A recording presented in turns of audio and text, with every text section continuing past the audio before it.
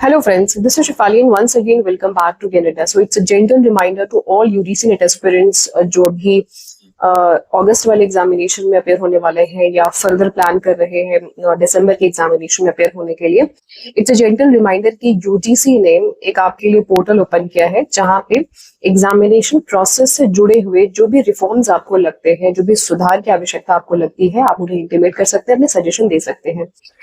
बीते कई सारे एग्जामिनेशन में पेपर लीक की समस्या, सेंटर बहुत ज्यादा दूर भेज देने की समस्या, सही समय पे एडमिट कार्ड रिलीज नहीं करना, सही समय पे आंसर कीज रिलीज ना करना, ये तमाम प्रॉब्लम हमेशा से यूजीसी नेट स्टूडेंट्स के साथ में बनी रही है और तमाम और एग्जामिनेशन में बनी हुई है। लेकिन इस बार यानी कि जो आपका ये पूरा एनटीए का स्ट्रक्चर है उसको पूरा रिफॉर्म किया जा रहा है डॉक्टर के राधाकृष्णन कमेटी के अंदर में। और इन्होंने एक लिंक जो है वो सभी को शेयर किया। वो लिंक मैं आपको इस वीडियो के डिस्क्रिप्शन में मैं शेयर कर दूंगी। इस लिंक पे क्लिक करके आप अपने अपने जो भी सजेशन आपको लगता है परीक्षा से जुड़े हुए वो आप दे सकते हैं। कुछ 9 पॉइंट्स मैंने भी निकाले हैं और डेफिनेटली आप इन पॉइंट्स को मेंशन कर सकते हैं जो मुझे लगता है, क्योंकि इन पॉइंट्स को मैंने भी मेंशन किया है। आप इन पॉइंट्स के अलावा और भी जो आपको लग रहा है वो आप मेंशन कर सकते हैं। सबसे पहला जो रिफॉर्म होना चाहिए हमारे एग्जामिनेशन में, सिर्फ हमारे ही नहीं, ओवरऑल जितने भी एग्जामिनेशन को एनटेक कंडक्ट करा रहा है तो उसमें सबसे पहले तो ये होना चाहिए कि हमें नियरेस्ट सेंटर मिलना चाहिए। ऐसा ना हो कि हमारा सेंटर बहुत दूर भेज दे, 300-400 किलोमीटर दूर, और उसको जाने के लिए, वहां जाने के लिए हमें एक दिन स्टे करना पड़े। फैमिली के लोग भी पैनिक होते हैं, तो ऐसा नहीं होना चाहिए। हमारे जो सेंटर हमारी प्रेफरेंस के हिसाब से हमें मिले, भले ही वो एग्जामिनेशन को पार्ट में कराएं, क्योंकि 15 दिन तक तो आप एग्जामिनेशन करा ही रहे हो, 15 डेज का। तो आपके पास अगर सेंटर नहीं है, सिस्टम नहीं है, तो आप इसके लिए स्टूडेंट्स को पैनिक मत करिए, दूर दूर सेंटर मत भेजिए। तो सबसे पहला चीज कि नियरेस्ट सेंटर अलॉटमेंट होना चाहिए। दूसरा चीज ये कि जो सिस्टम आपका अलॉट किया जा रहा है, यानी इंफ्रास्ट्रक्चर की मैं बात कर रही हूँ, वो आपकी अच्छी वर्किंग कंडीशन में होना चाहिए, जिसकी इंटरनेट की जो स्पीड हो एटलीस्ट 1 Gbps तो होनी ही चाहिए। 100 Mbps या 1 Gbps इतनी स्पीड तो होनी ही चाहिए। और यूजीसी का ये स्ट्रिक्ट प्रोटोकॉल भी है कि हर यूनिवर्सिटी को, हर कॉलेजेस को, जितने भी आपके प्राइवेट कॉलेजेस हैं या जितने भी आपके नेशनल गवर्नमेंट कॉलेजेस हैं, वहां पे उनको अपने कैंपस में वाईफाई फ्री देना और 1 Gbps की स्पीड देना, ये तो यूजीसी का भी मैंडेट रूल है।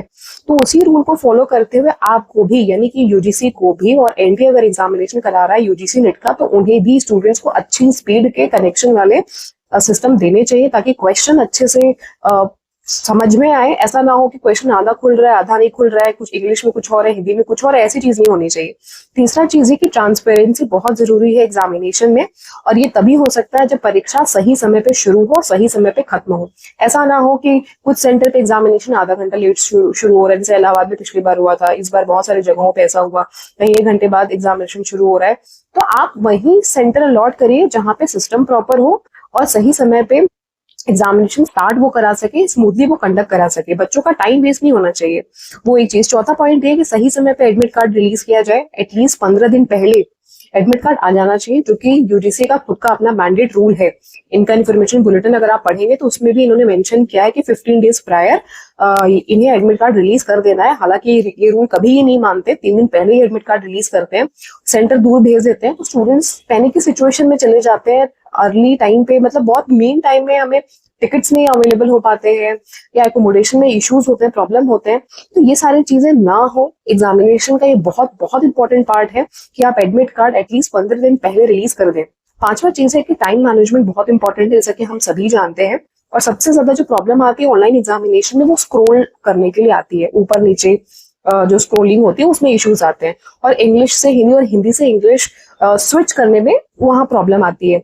तो आप क्वेश्चन की जो फ्रेमिंग है कुछ इस तरीके से करिए, कुछ इस प्रकार से करिए कि इस एक ही स्क्रीन पे पूरा क्वेश्चन विजिबल हो। चाहे आप फॉन्ट ऐसा रखिए, चाहे आप उसकी सेटिंग अलाइनमेंट इस तरीके से करिए कि क्वेश्चन स्क्रीन पे इंग्लिश भी दिखे और हिंदी भी दिखे, स्विच ना करना पड़े। और एक क्वेश्चन अगर आपका पैराग्राफ का है तो क्वेश्चन आप इतना ही बढ़ा दीजिए कि एक बार पूरे स्क्रीन पे आ जाए। स्क्रॉल अप डाउन थोड़ा बहुत चलेगा, लेकिन हर क्वेश्चन में या ज्यादातर क्वेश्चंस में ऐसा होगा तो टाइम हमारा लॉस होगा। तो थोड़ा सा क्वेश्चन की जो फ्रेमिंग है, स्ट्रक्चरिंग है, अलाइनमेंट है, उस पर ध्यान देने की जरूरत है। छठा चीज ये है, जैसा कि मैंने आपको बताया, कि टाइमली जो एग्जामिनेशन सिटी अलॉटमेंट है उसका नोटिस हमें टाइम से मिल जाना चाहिए, एडमिट कार्ड टाइम से मिल जाना चाहिए, आंसर की भी टाइम पे आ जानी चाहिए, रिजल्ट भी टाइम पे आ जाना चाहिए। ये सारी चीजें हमें टाइम पे मिलनी चाहिए। सातवां पॉइंट ये है कि हमें जो रिजल्ट है वो परसेंटाइल में नहीं चाहिए, हमें परसेंटेज में रिजल्ट चाहिए, ताकि हमें ये पता चल सके कि हमने पेपर 1 में कितना स्कोर किया है, पेपर 2 में कितना स्कोर किया है, हमारा क्या रिजल्ट है, क्योंकि परसेंटाइल में नहीं पता चलता।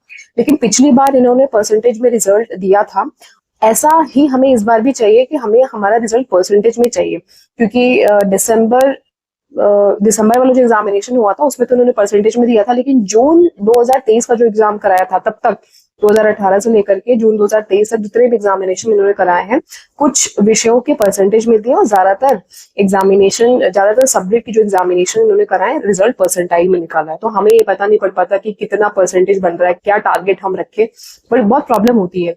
तो हमारे रिजल्ट परसेंटेज में आने चाहिए। 7वां पॉइंट मैंने बता दिया आपको कि परसेंटेज में होना चाहिए। 8वां पॉइंट है कि helpline number, specifically helpline number आपको हमें देनी पड़ेगी।